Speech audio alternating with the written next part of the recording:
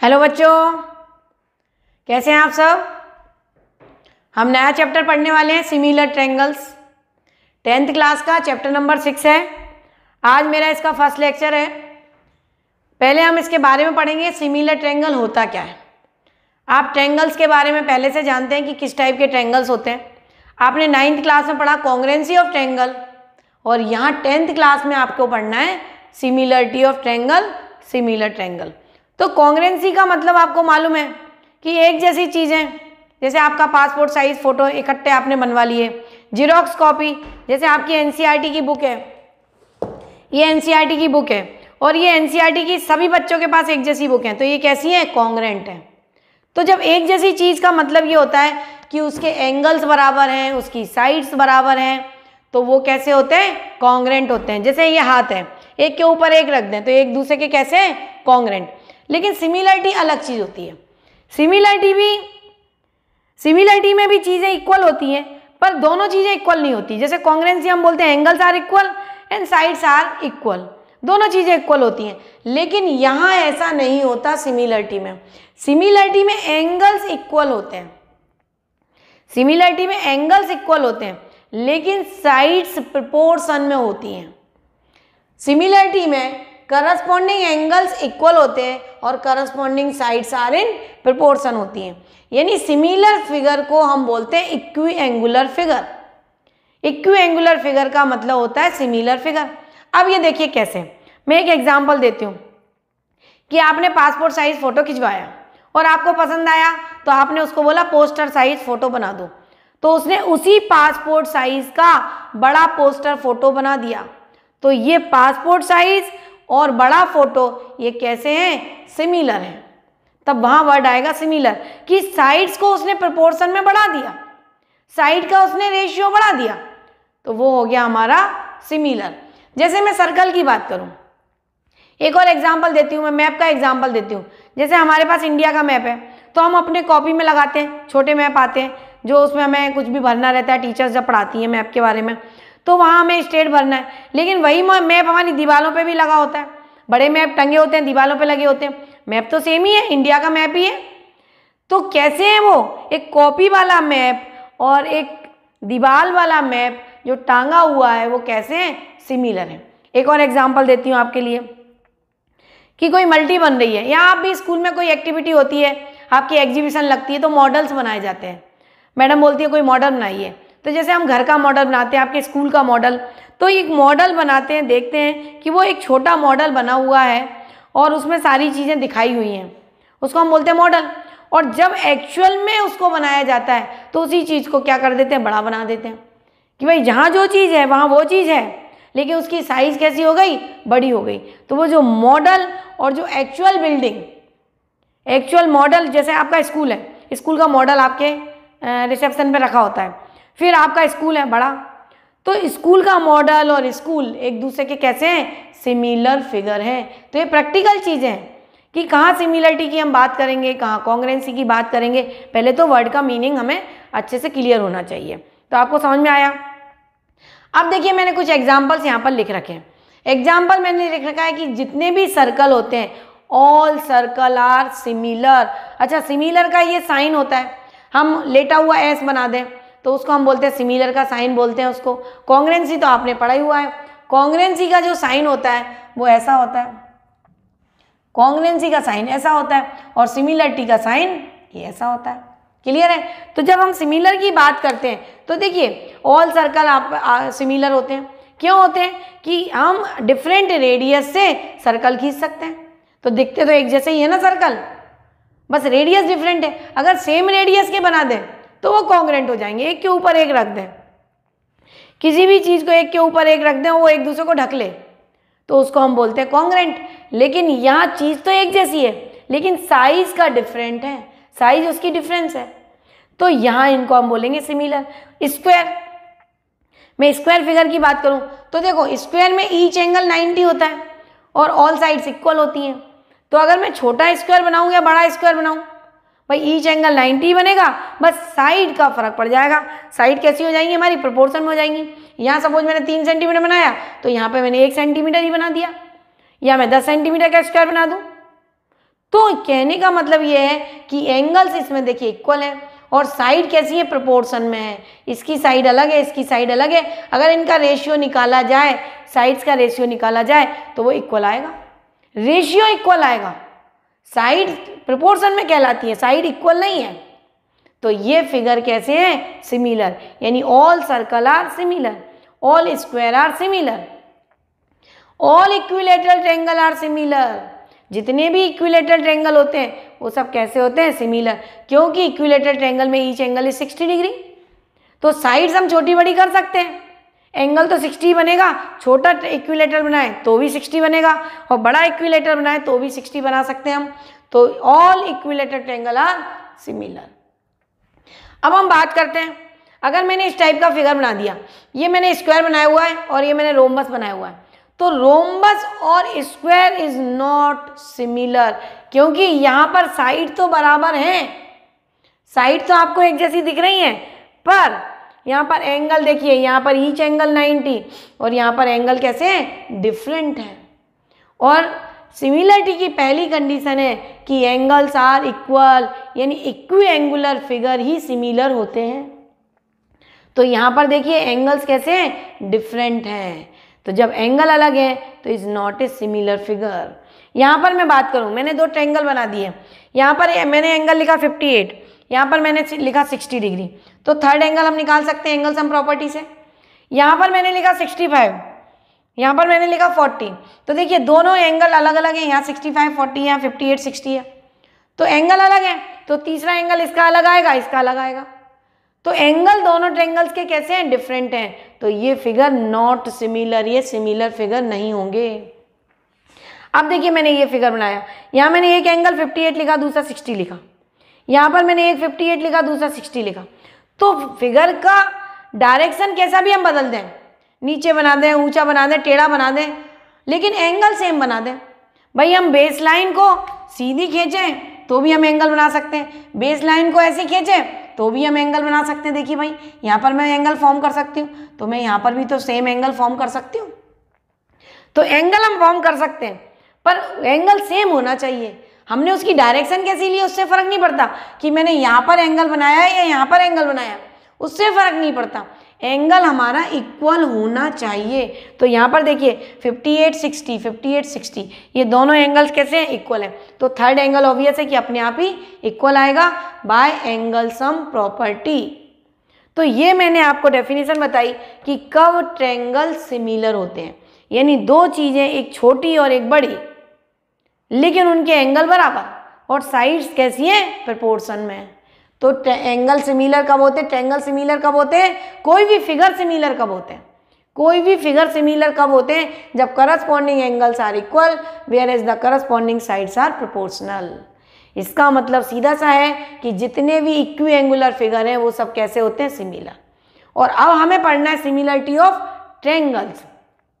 हम सारे फिगर की सिमिलरिटी नहीं पढ़ रहे हैं, मैंने यहाँ डेफिनेशन बताई कि सिमिलर किसको बोला जाता है।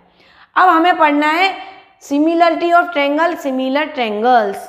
तो सिमिलर ट्रायंगल्स की बात करेंगे तो कंडीशन क्या क्या होती है सिमिलर ट्रायंगल्स के लिए, ट्रायंगल कब सिमिलर होते हैं, अलग अलग कंडीशंस भी बन सकती हैं। तो अब हम बात करते हैं सिमिलर ट्रायंगल्स की। देखिए हमने सिमिलरिटी के बारे में देखा कि सिमिलर फिगर होते क्या हैं। अब कंडीशन कैसे लिखते हैं, अब हमने समझ तो लिया कि होता क्या है सिमिलरिटी, क्या मतलब है, इक्वी एंगुलर फिगर को हम सिमिलर बोलते हैं, ये बात हमने समझ ली।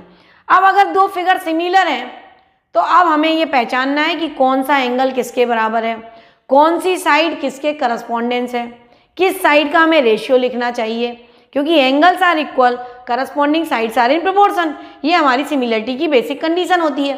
तो यहाँ पर देखिए अगर ये फिगर है मेरे पास ABC और DEF, तो यहाँ पर मुझे एंगल बराबर लिखने हैं और मुझे साइड्स बतानी कि कौन सी किसके करस्पॉन्डेंस है। तो यहाँ देखिए अगर ये दोनों फिगर कैसे हैं, सिमिलर है, उसने बोला कि ये ABC और DEF कैसे हैं, सिमिलर है, इसका मतलब उसने बता दिया कि ये फिगर कैसे हैं, इक्विएंगुलर है, यानी इनके एंगल्स कैसे हैं, इक्वल है।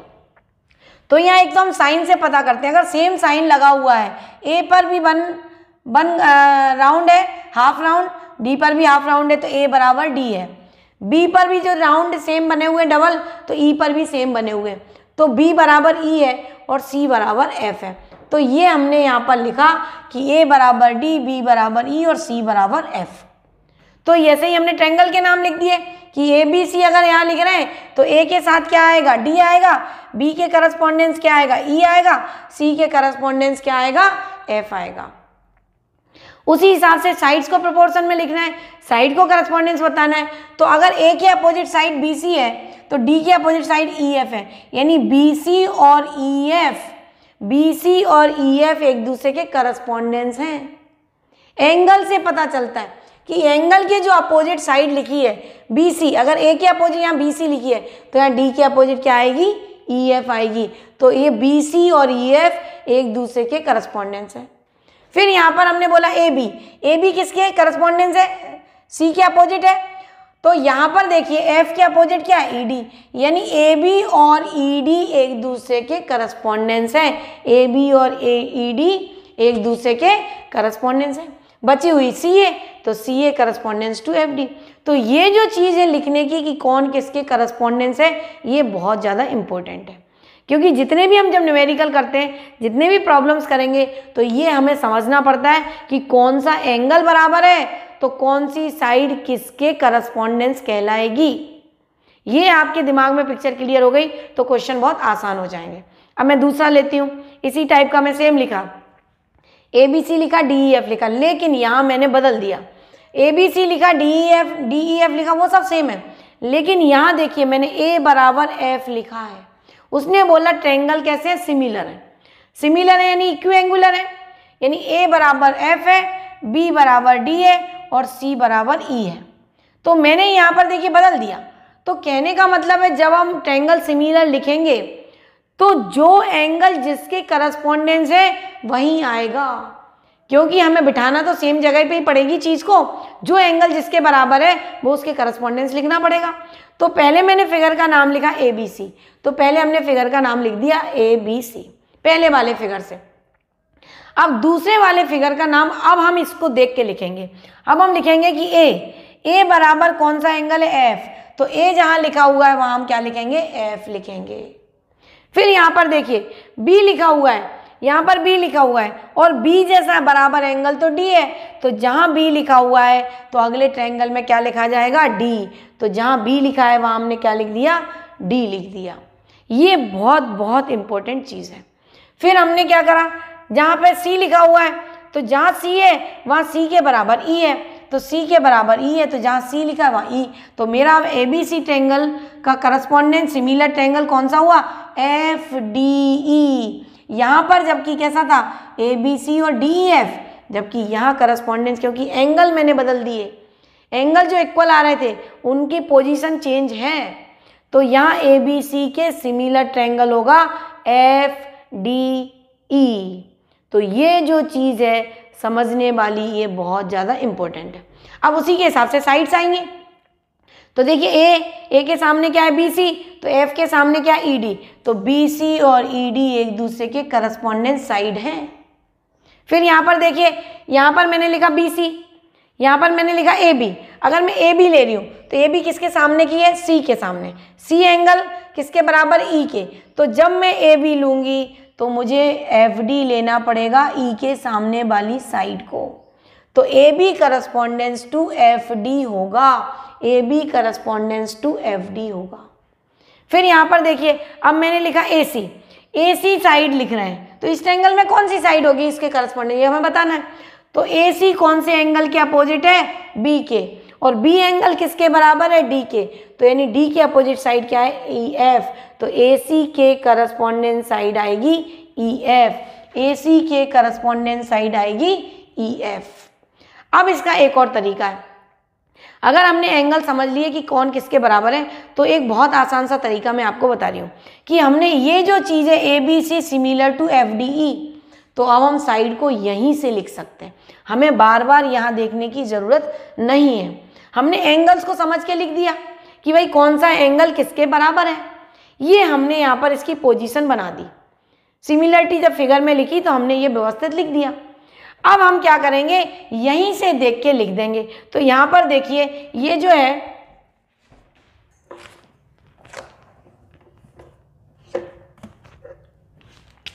अब यहाँ पर देखिए कि अगर ए बी है, ये मैं डिफरेंट कलर से आपको बना के दिखा रही हूँ, ए बी है तो यहाँ पर क्या है एफ डी।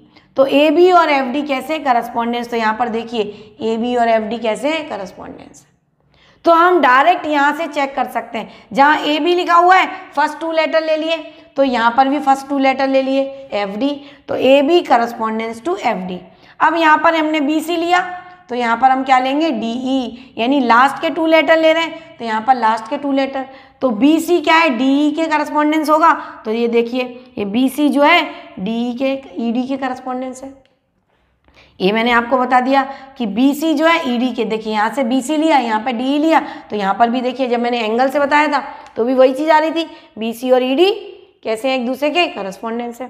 थर्ड हमारा आता है ए सी, फर्स्ट और लास्ट लेटर को ले रहे हैं हम, ए सी फर्स्ट लेटर ले रहे हैं लास्ट लेटर, तो यहाँ पर भी फर्स्ट और लास्ट लेटर को ले लेंगे एफ ई। ए सी लेंगे तो क्या लेंगे एफ ई, तो ए सी लेंगे तो एफ ई या ई एफ एक ही बात होती है। क्लियर है, तो ए सी लेंगे तो ई एफ आ गया, यानी फर्स्ट लास्ट 2 लेटर ले रहे हैं, फर्स्ट और लास्ट ले रहे हैं तो यहाँ पर भी फर्स्ट और लास्ट ले लेंगे। तो यहाँ पर अगर ए सी लिख रहे हैं तो यहाँ पर एफ ई आएगा, तो ये हमने लिख दिया। तो करस्पॉन्डिंग साइड से लिखना आसान होता है अगर हम ये ट्रायंगल के वर्टाइसेस, ट्रायंगल्स के जो एंगल्स हैं उनको सही पोजीशन पर बिठा दें। अगर हम सिमिलरिटी में सही पोजीशन पर बिठा दिया, हमारे एंगल सही बैठ गए, तो करस्पॉन्डिंग साइड डायरेक्ट देख के लिखी जा सकती है। क्लियर है, ये बहुत बहुत इंपॉर्टेंट चीज़ जो है मैंने आपको बताई है कि बार बार हमें फिर ट्रायंगल्स को देखने की ज़रूरत नहीं है कि पहले एंगल के लिए देखा अब हम साइड के लिए भी देखें, तो टाइम कंज्यूमिंग होता है, टाइम लगता है, फिर हम ढूंढते हैं उसके अंदर, तो हमें ढूंढने की ज़रूरत नहीं है। एक बार एंगल को सही पोजीशन पर बिठा दो, उसके बाद करस्पॉन्डिंग साइड्स डायरेक्ट लिख दो। क्लियर है, अब हम आते हैं तीसरी चीज़ पर। देखिए ये मैंने जो फिगर बनाए इसमें हमको दे रखा है corresponding sides are in proportion, तो हमें बताना है कि कौन सा ट्रायंगल्स को हम सिमिलर कैसे लिखें और कौन सा एंगल किसके बराबर है। अब ये corresponding sides are in proportion, तो ट्रायंगल तो हमारा सिमिलर ही होता है। Angles are equal then corresponding sides are in proportion, triangles are similar. Triangle are similar then angles are equal then corresponding sides are in proportion. तो vice versa, हम angles किससे बोलें तो ट्रायंगल सिमिलर है corresponding side proportion में, हम बोलें corresponding side proportion में तो ट्रायंगल सिमिलर है, तो एंगल्स कैसे होंगे इक्वल।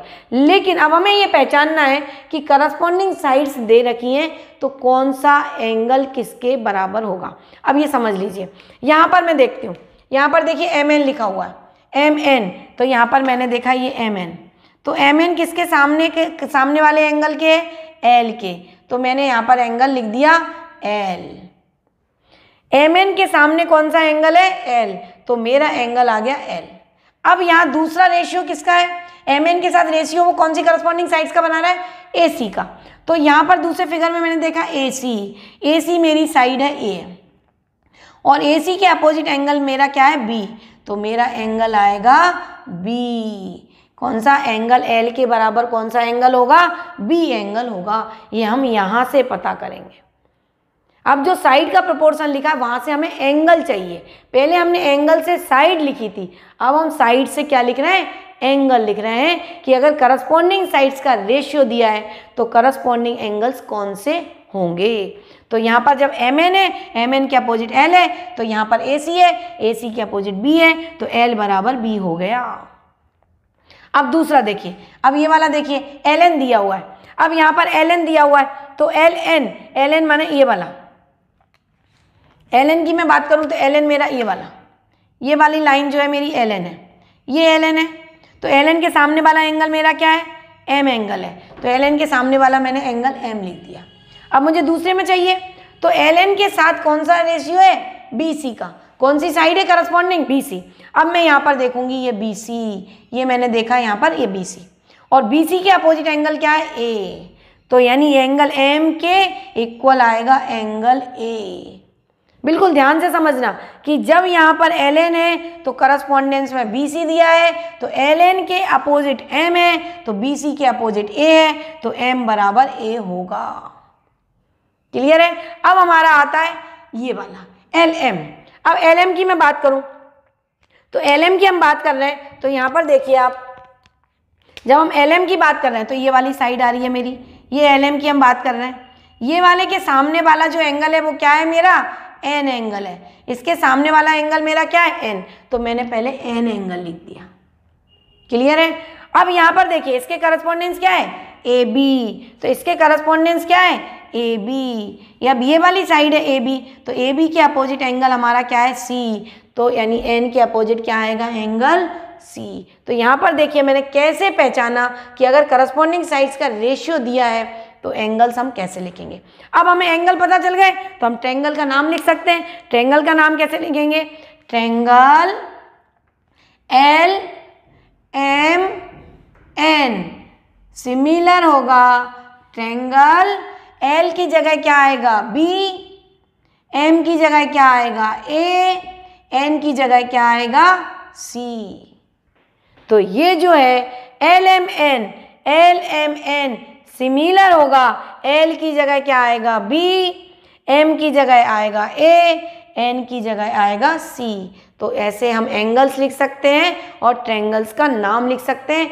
ये पूरी तरह से MCQ की तैयारी हो रही है आपकी, क्योंकि सिमिलर ट्रायंगल्स में यही कंडीशन के ऊपर आपसे MCQ पूछे जाते हैं। अगर ये कंसेप्ट आपका क्लियर है तो MCQ गलत होने के चांसेस ही नहीं है।